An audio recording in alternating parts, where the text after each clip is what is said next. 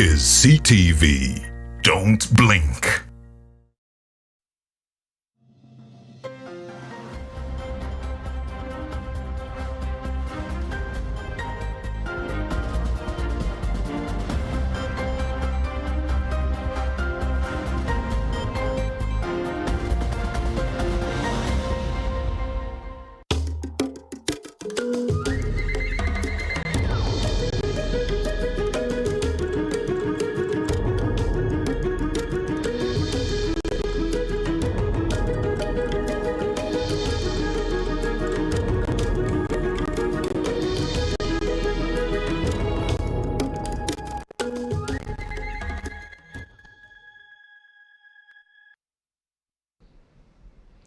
Okolanga chatendo okwekumira ku CTV naddala Enjuba Egoloobye gano ge golwaleero nga n'omusomi wondi Shamim Natebwa ow'ettendo. Ng'enjalo ani amuwadde akatebe ekyagenda mu maaso n'okkosa ebitundu eby'ekkalamojja nate ebyenjigiriza bikyabasoomoleza ddala ebitagambika. Omusasi waffe atuuseko ekkalamojja okusaka era nga byasanzeeyo birabikidde mu alipoota ey'enjawulo mu bitundu byakoze era gyakyalidde. Abayizi abamu basomera miti olw'enkuba bw'etonnya gwe wamma ne kiyitirira ate kino kireetedde abasinga okwetamwa ebyokusoma ne bava mu masomero.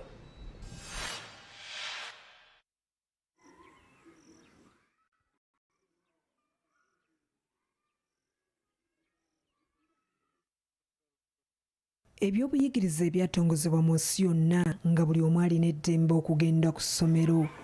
Mu Karamojja eddembe lino oyinza okulowooza teririiyo. Abazadde ebyokutwala abaana okusoma babivaako ng'omwana lwayagadde lwasoma. And people within here, they don't believe in education. They don't force kids to go to school. Even though the kid says no, they cannot force. So when they give you children to come to school, it's as if they've offered you those children. So they become yours, and that you should continue to take care of them. And that's the reason why, if you asked a child to come to school with a pen or with an exercise book, when this child goes back to their parents who are asking for those materials, the child will be told, please, if they're telling you to come with those things, you better come back home. Ku Kachingoli Learning Center, emisomo bagikakkalabiza wansi wa muti. Olw'ebbula lw'ebikozesebwa, abayizi bawandiika ku mbaawo basobole okusiimuula bye bayize ate bawandiika ebirala. Akalemberesa akali ku ssomero lino kava mu bagabe b'obuyambi n'ebitongole eby'obwannakyewa abakwata mu nsawo zaabwe okulaba nga bawaayo boogiwaze ku bwongo bwabwe. Essomero lino lisomesa abayizi okuva ku nasari okutuuka ku kibiina ekya P1. Oluva wano baba balina okunoonya essomero eddala.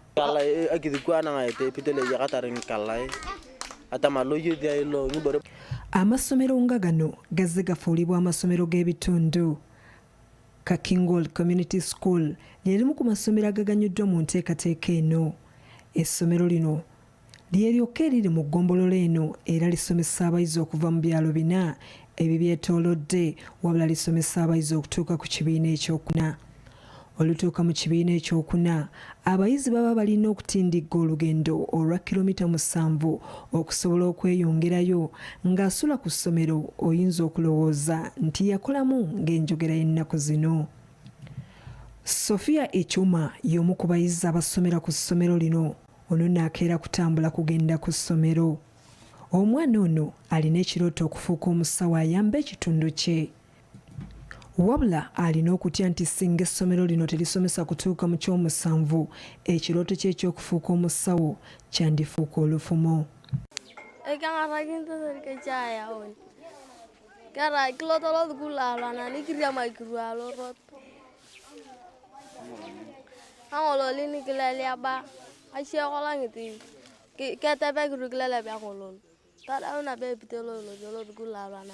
And we see that this affects children so much because walking a distance of 7 kilometers from their household to access education, they feel like they would rather not come. Sophia, wamukisa okuba n'omuzadde ayagala omwana we asome, kyokka ono agamba nti naye obusobozi obwongerayo omwana we tabulina. essuubi liri mu bayiwa obuyambi abazimba essomero Sophie mwasomedde okutuusa ekyokuna. Asamtango ko kuyegen tol tongare ne nyara aduamo na ngo mwana la kana ginu yane anguna na yike mam ko di obore ni kangara kini atamar tolo dia kitio me be kangara ka di opuka ne ya changare kito zo mana kala na la ngare ne apala gada mam bore ni ngara kine achamiti che atawatamar kara tolo tongare. Ng'oggyeko okutega bakiyambi amaaso, Sophie ne maama we balina essuubi mu gavumenti nti esobola okukuza essomero litandike okusomesa paka ku kibiina ekyomusanvu. Achamdaji kitolotongaren tana taripisa bantarisiniya tara munikini agiyam wakiri etwaligana amasomero gakodinge ebaweeko capitation esobola okubayamba in the normal running of the school kugulako scholastic materials ezimu then n'okuggyako capitation ekodinga amasomero gano abasomesa abali mu masomero gano ebayingiza in the government system babeere nga bafuna omusaala oguli constant nabo babeere motivated okusomesa abaana such that okwolwo olunaku lwelulikyanga program ya dona egaddewo amasomero gano tugasigaza kubanga gatusembeza services kumpi ne communities. So until last year was when the ministry began to embark on the program of having the schools coded, and the preliminary list came out with our 8 schools also included. So we're very sure that if all goes well, the 8 of our community schools will be coded by government. Naye abaffe bino byonna nga bikoleddwa abayizi abasiiba nga balonda banaasikirizibwa okwettanira okusoma. Tuba twetaaga gavumenti eveeyo esensitizinga community eno ku mugaso ogwa education such that abazadde bennyini kive mu bazadde okusindika abaana ku ssomero si okuba when it's time for wet season ngebasika mu ssomero jangu tugende mu nnimiro. Abayizi 13 be bawangalira mu kitundu kino nga basoma okutuuka mu kibiina ekyokuna ne batasobola kweyongerayo. Essuubi ly'abayizi ab'ekika kino okusigala mu ssomero liri mu gavumenti okutumbula essomero eriri mu ggombolola eno lisobola okutuuka ku kibiina ekyomusanvu. CTV Enjuba Egoloobye. Ate emikolo egy'okungubagira n'abakyala wa Bungereza Queen Elizabeth II gikyagenda mu maaso era ng'enjolo ekyali mu Westminster Hall abantu bagikubako eriisa evvannyuma. Wabula wabaddewo akasatiro omusajja atategerekese ekimuwanudde bw'asimattuse yonna gy'avudde n'ayagala okutuukira ddala wali ku ssanduuke erimu enjole wabula nga tasobodde kuba babyakwerinda ddolera nga bamuvungidde ne bamutwala nga talinnya era mu kukungubaga kuno abalabiseeko mu luseegende olw'ennyiriri beeyongedde okuba nga bajjumbira okulaba ku mugenzi nga ne yaliko munyenye mu kukyanga omupiira David Beckham ne kabaka Charles II n'omulangira Williams nabo balabiseeko eri abakungubazi era ne bababuuzaako n'oluvannyuma mu bufunze ne beeyongerayo ye Charles II yeeyongedde okweteekerateekera emikolo egy'okuziika era tubifunye. Via the other queue. So overall, I think it was worthwhile. Much quicker. I'd say I was expecting after 5 hours spent here, I can't get anywhere, we go back home. A DCMS spokesperson said that this is the first time we have had an accessible queue for lying in state, and marshals and volunteers received disability awareness training to signpost to nearest facility. A few points on there with the roads, the pavement surface is very rough.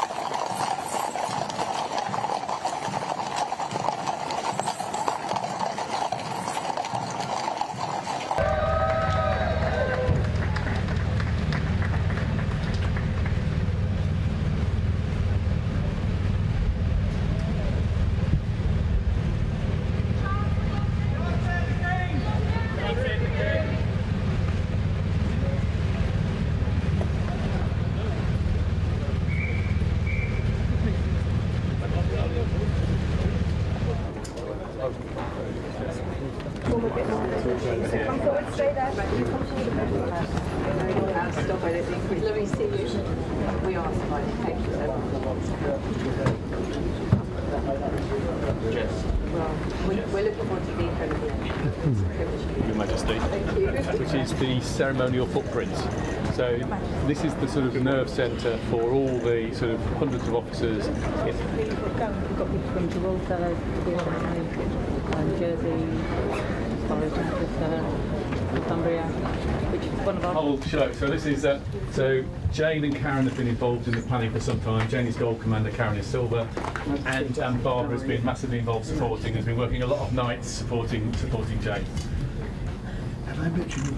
Yes, you have. At the rugby. Yeah. So this is the team fire, ambulance, and military.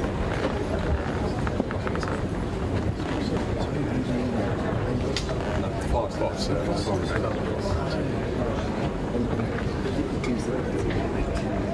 your Majesty officers from around the country.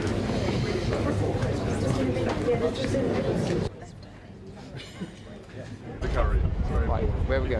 Let's move back, guys. Moving back, 2 steps. Yeah, so well done to all of you guys. It's fantastic. It's fine. Done.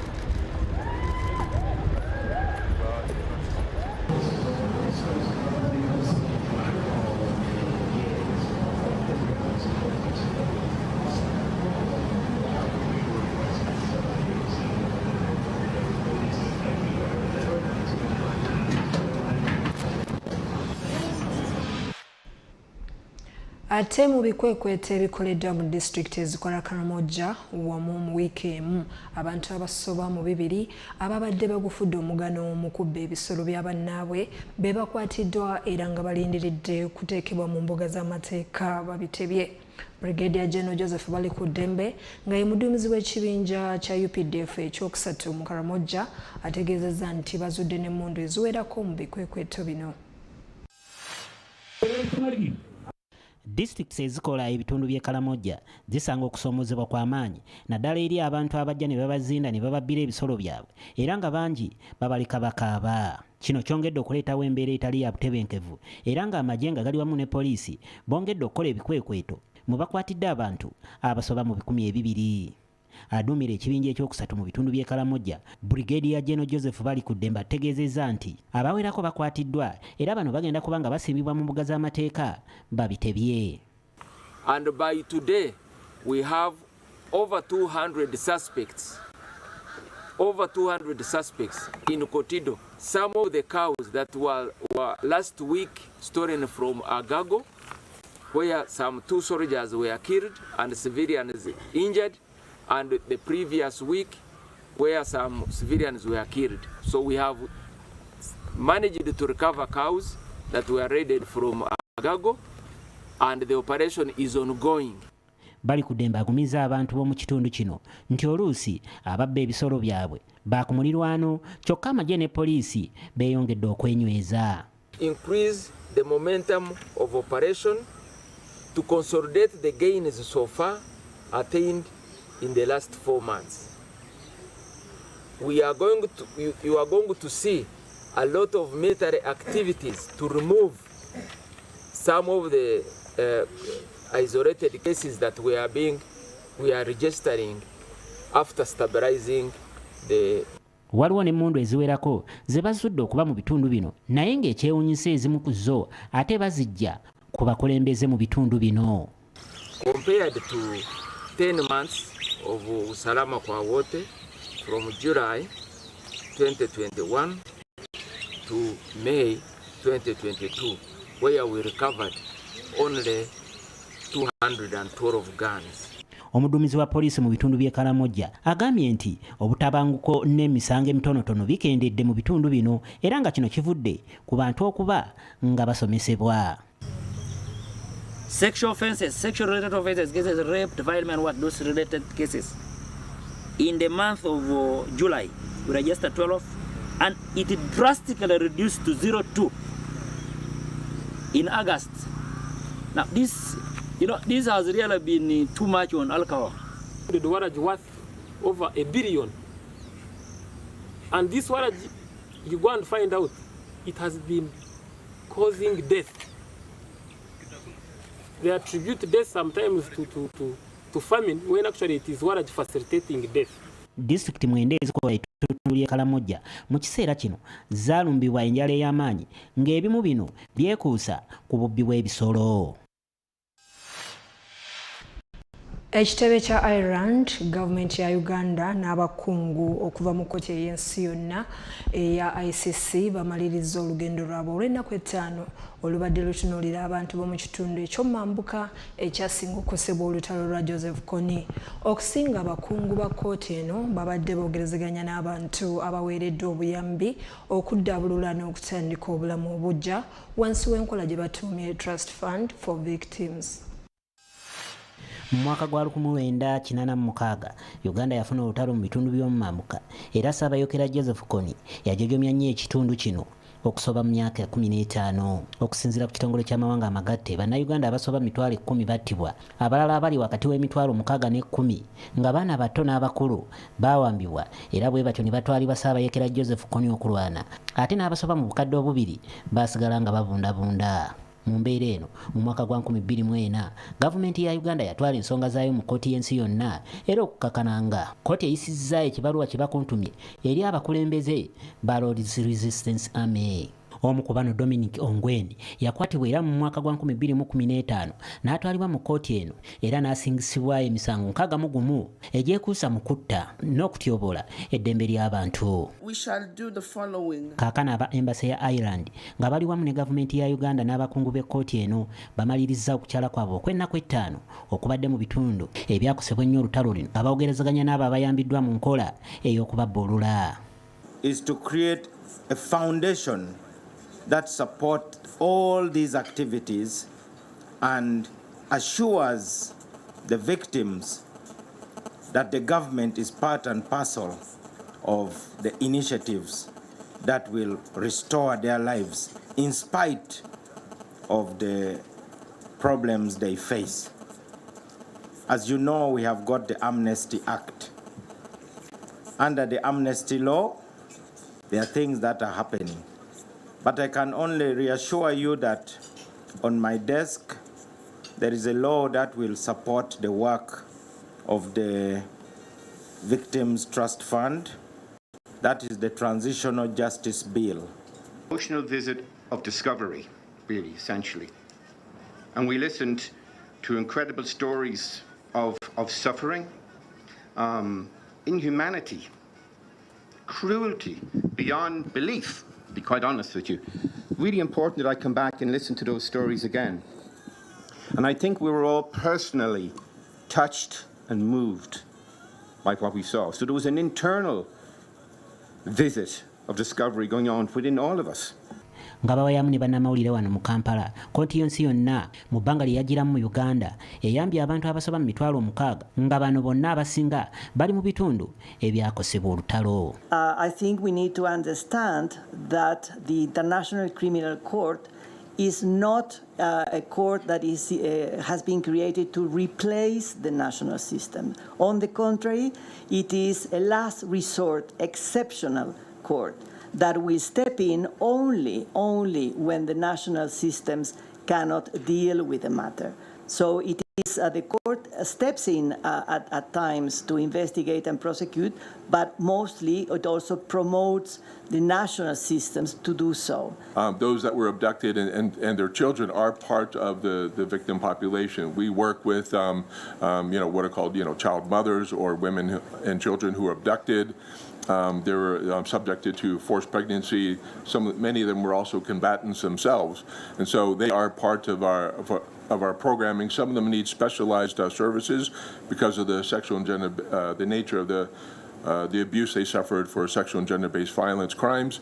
Abasinga ku bo bayambiddwa okubudaabuda mu mbeera z'obuntu, okubawa akasente okusobola okwetandikirawo emirimu, saako n'ebintu eby'okubazzaamu amaanyi. Parties who participated. Pulezidenti w'abakungu bano ab'ekkooti y'ensi yonna agambye nti baakukolaganiramu n'ebibiina by'obwannakyewa ebisoba mu 25 nga bino bikolagana butereevu n'abantu ba bulijjo mu mbeera zonna ez'okwekulaakulanya. Obugenyi buno bulubiriddwamu okusaawa enkolagana wakati wa kkooti ewozesa bakalinda lutalo n'ab'enganda z'abantu abaakosebwa mu lutalo luno ssaako n'obujulizi mu misango egy'enjawulo. Chris Semalimusemakula ku lwa CTV Enjuba Egoloobye. Nateeka tulabe ebikulembedde Enjuba Egoloobye olunaku olwaleero.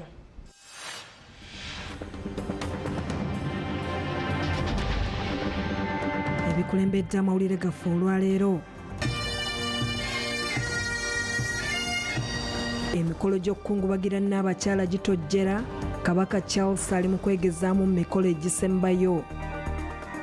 The child will be told, please, if they are telling you to come with those things, you better come back home. Bibino ebikyayisizza abayizi okusoma e Karamojja. Ebisiikirize by'emiti by'ebibiina. Ebizimbe bikutte mu mbinabina. KCCA yadampinga eno emmoroka n'ebivaako.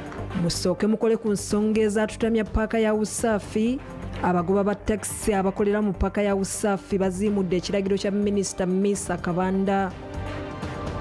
People are able to speak openly and freely about their concerns. Kooti y'ensi yonna ewozesa bakalintale ekoze omulimu gwa ttende eri abakosebwa olutalo lwa Koni. Bakomekkerezza obugenyi bwabwe mu mambuka ga Uganda.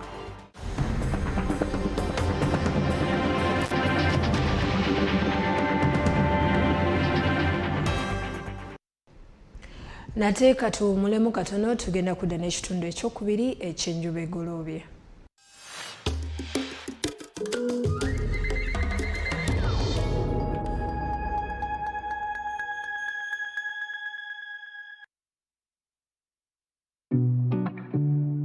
CTV is now on StarTimes. You can now catch all your favorite programs, our daily comprehensive news bulletins, and so much more on StarTimes channel number 248. Stay tuned for a world of endless possibilities. CTV. Don't blink.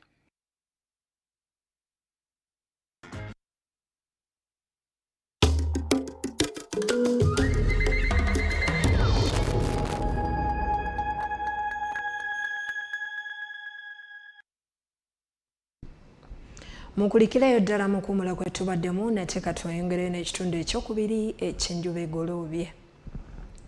Ensonga z'abatakisi abasaabaza abantu ku lw'entebe ziwanvuye era nga bategeezezza nga bwe batagenda kussa mu nkola kiragiro kya minisita eky'okudda mu kisenyi ne mu Usaafi ng'ensonga zaabwe tezikoleddwako era nga balayidde n'okugyayo ag'omu buto. Kino nno kireeseewo akacyankala n'amakya ga leero ng'omusasi waffe alondodde ensonga eno.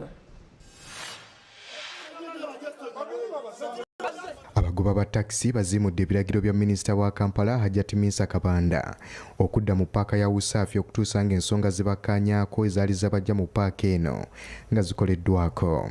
Bano bakombye kwerima ne bategeeza nti tewali kudda mu paaka ya Usaafi okuggyako ng'ensonga omuli ekimmotoka zonna omuli Pioneer ne takisi ezitikka n'okutikkulira abasaabaze ku nguudo naddala ezo ez'oku lw'entebe nga zizziddwa mu Usaafi.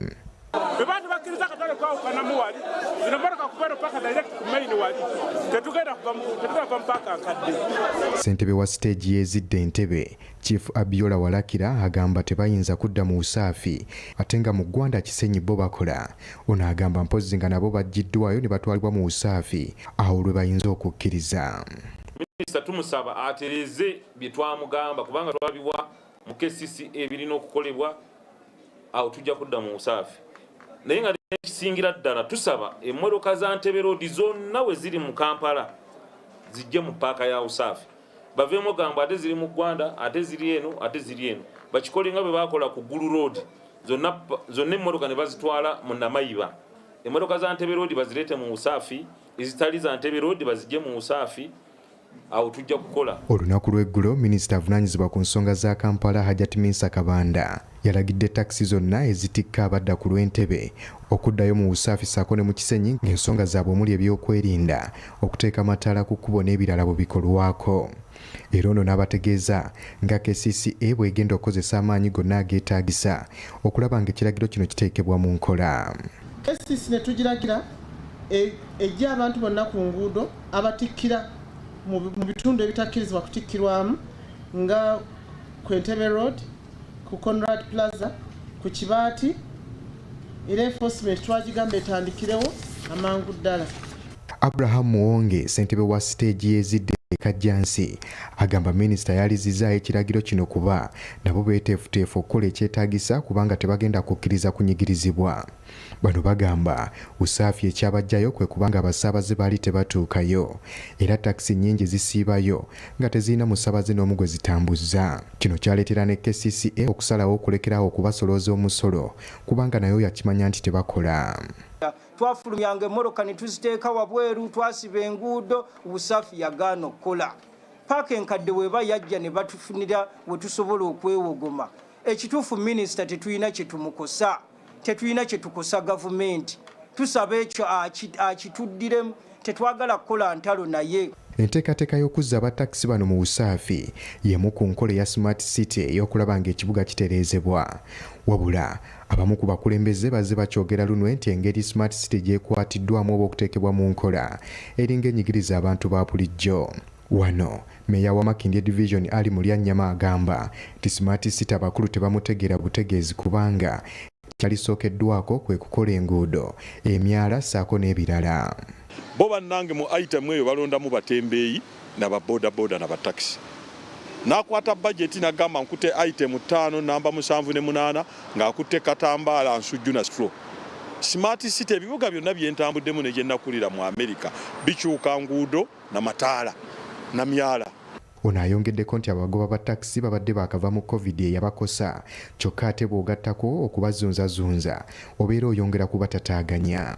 Usaafi ekoleramu abasuubuzi n'abatakisi era nga abasuubuzi mukadde kano basanyufu ekyokubanga minisita yalagidde takisi ziddeyo. Wabula kino ate kyongera kutabula batakisi era nga n'olunaku olwaleero wabaddewo akanyolagano wakati w'abasuubuzi n'abatakisi.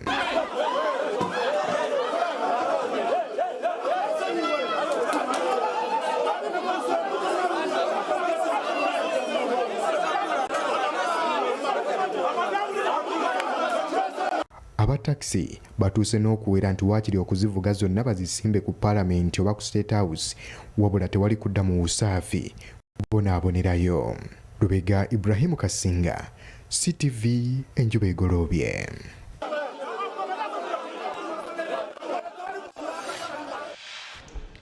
Gavumenti ng'eyita mu nteekateeka yaayo ey'emyuga era evuddeyo okugabira ebibiina ebiri mu nteekateeka eno kompyuta zibayambeko okwanguya emirimu gyabwe. Kompyuta zino zibatuusiddwako aba Microfinance Support Center era ng'ebibiina 393 ebiri mu kitundu kya Greater Masaka bye bigenda okuganyulwa mu nteekateeka eno.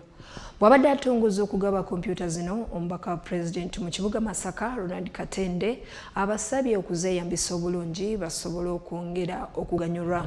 Akulira Microfinance Support Center Masaka Samson Magara ategeezezza nga kompyuta zino bwe zibaweereddwa okwanguya n'okutumbula omutindo gw'ebiwandiiko n'empeereza.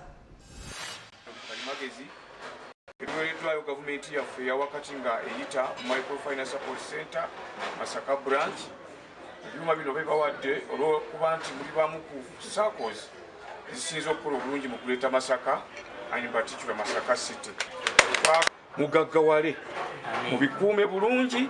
Ebyuma bino seti yonna emazeewo obukadde obuweza ddala 9.5 sente za Uganda. Njagala kubaagaliza okukola obulungi. Njagala okubaagaliza okukunga abavubuka bannammwe n'association ezisigadde zibagatteko. Twagala okutuuka emyaka nga 3 mu maaso nga muli bagagga. Eno system ebaweereddwa system ya sente nyingi era awamu eri mu bukadde 9. Kuliko printer, monitor ne computer nyine PC. Tubasaba ebintu bino mubikuumi mubikozese bulungi era mulina challenge nga SACCO okulaba nti titetuwa computers ez'okukozesa wano ate tusanga nga zajula enfuufu na buyi kwegamba nga temuzikola ki n'okuzikozesa. Ensuubira kati challenge mulina kwekuddeyo kati nemutereeza skills zammwe mugenda kukendeeza ensaasaanya ku bitabo empapula kubanga buli kintu kyonna tuteeka mu ki bwe tuba twagala report oli ogenda wali no clicking wagisavinga you just print not to report. So ndowooza ki bino ebyuma bya kalimagezi bigenda kubayamba nzirukanya y'emirimu n'okutambuza obulungi. Olwaliro twebaza omukulembeze w'eggwanga ne Minister of Microfinance n'ekitongole kya Microfinance Support Center wamu ne kya Yasped. Olwaliro wano mu Greater Masaka tulonkinze okugaba computers mu bibiina by'emyogo ebyenjawulo era nga tusookedde wano mu kibuga Masaka. Ekigendererwa kya puroguramu eno nti omukulembeze w'eggwanga ayagala sako zino okuzempawalinga zisobole okutuuka ku level eye bank n'ebibiina ebirala.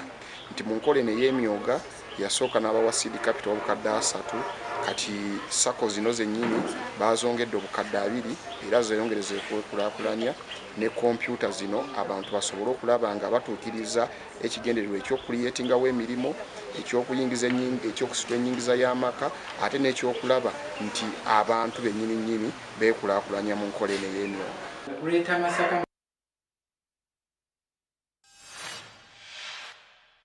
Okuva kebunayira w'eggwanga, Biden ayaniriza omukulembeze wa South Africa Cyril Ramaphosa mu White House songa tesaabayeekera mu Nansi wa Chad akomyewo ku butaka okwegatta mu nteeseganya z'eggwanga okuleetawo emirembe mu ggwanga.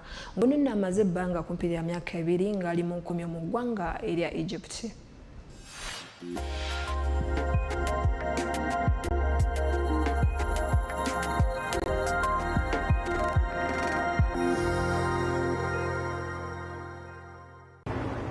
Nga tutandikidde mu America, omukulembeze wa South Africa Cyril Ramaphosa ayaniriziddwa munne bwe bafaananya emirimu owa America President Joe Biden era ng'ensinkano eno ebadde mu maka g'obwa President aga White House. Biden n'omugenyi we balangiridde nga bwe bagenda okunnyikiza enkolagana mu byobulamu obutebenkevu n'embeera y'obudde era nga President Joe Biden essira litadde ku kyamawanga ga Africa okwepena okuba akalulu okulaga oludda ku lutalo wakati wa Russia ne Ukraine. The opportunity to be here so that we can extend those relations and we can get more companies to invest in South Africa to create jobs. President Cyril Ramaphosa yali wakusingana Joe Biden gye buvuddeko ng'omukungu wa America avunaanyizibwa ku nsonga z'amawanga amalala Anton Blinken kyajja agenyiwaleko mu South Africa ng'eno gye yasinziira ne yeeyama mukama we nti America yakwongera okuwuliziganya ensonga ezikyagulumbya amawanga ku lukalu lw'omuddugavu. The United States and African nations can't achieve any of our shared priorities, whether that's recovering from the pandemic, creating broad-based economic opportunity, addressing the climate crisis, expanding energy access, revitalizing democracies, strengthening the free and open international order. Ramaphosa yasoose kusinkana omumyuka wa President owa America Kamala Harris era n'asiima America olw'obuwagizi bunkulwanisa ssenyiga omukambwe bwe baawaayo ddoozi z'eddagala ligema ekirwadde kino ezisoba mu kawumbi akalamba eri amawanga ag'enjawulo. Harris asiimye obukulembeze bwa Ramaphosa wakati ng'alina okusoomozebwa mu ggwanga lye era ne yeeyama okwongera okunnyikiza enteeseganya ez'okukolaganira awamu mu kutereeza embeera y'obudde, ekintu ekisinga obukulu eri obukulembeze bwa Biden. Bwe tugendako Chad, Ssaabayeekera Tom Edmin akomyewo ku butaka oluvannyuma lw'okumala emyaka 2 ng'ali mu kkomera mu ggwanga erya Misiri. Edmin kati atemera mu gy'obukulu 67 atuuse ku kisaawe ky'ennyonyi Djamena ng'ayingiddewo mu nnyonyi ya Egypt Air bw'atyo n'ayanirizibwa muganda we omulongo Timan Edmin akulembera ekibiina ki Union of Resistance Forces. Edmin yaggalirwa mu ggwanga erya Egypt mu Desemba w'omwaka 2020 n'ekigendererwa ekibiina ki UFR kye kyategeeza nti kyava mu kusindiikirizibwa kwa gavumenti ya Chad eri gavumenti ya Cairo. Wabula kigambibwa nti okuteebwa kuno kuliko akakwakulizo k'ekibiina ki UFR ekyataddewo okusobola okwegatta mu nteeseganya ne bannamagye okusobola okuzza eggwanga n'obukulembeze obulonde obw'abantu. Edmin abadde ayambadde ekkanzu enjeru ayaniriziddwa mu ssanyu okuva mu b'eŋŋanda ze kw'ossa n'abawagizi be nga munono mwe mubadde ne baminisita 2 abalondebwa mu gavumenti ya junta. Asabye wabeewo emirembe n'enteeseganya mu ngeri ey'emirembe. Deby yatwala obuyinza bw'eggwanga oluvannyuma lw'okuttibwa kwa kitaawe bwe yali mu bikwekweto eby'okufunza abayeekera mu April wa 2021. Chad yali mu ku mawanga agasinga obwavu mu nsi ng'ezze esanga okusoomoozebwa.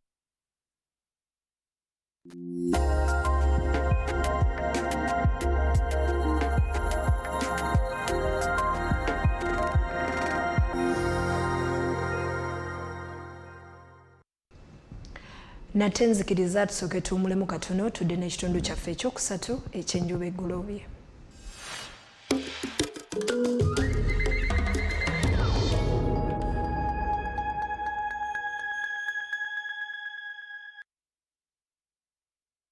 Three words: convenience, passion, and pride.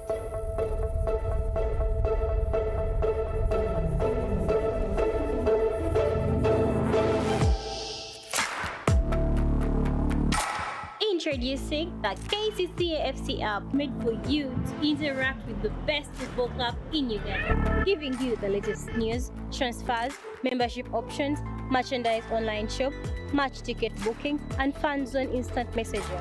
To download the beta app, go to Google Play Store on your Android and search for KCFC. Download the app, sign up, and voila, you're in. Yes, the app is only available for Android users. iOS users, we are coming soon. The KCCFC app, inspired by you, made for you.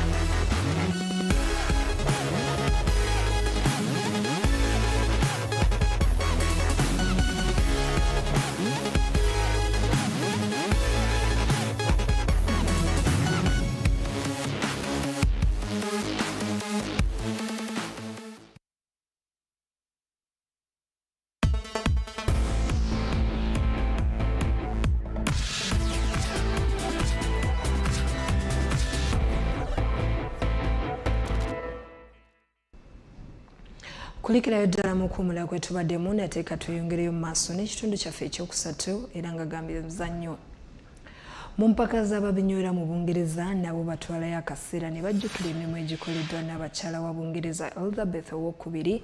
Kino kyeyolekedde ne mu mupiira Manchester City gwezanye ne Wolves era nga basiriikiriddemu akaseera gye gugweredde nga Manchester City ekubye Wolves goolo 3 ku bwereere. Away in triumph after a wonderful ball. Would have dreaded against this back heel. Neto inside. He's gone on the outside and he unleashed start to this game. Neto.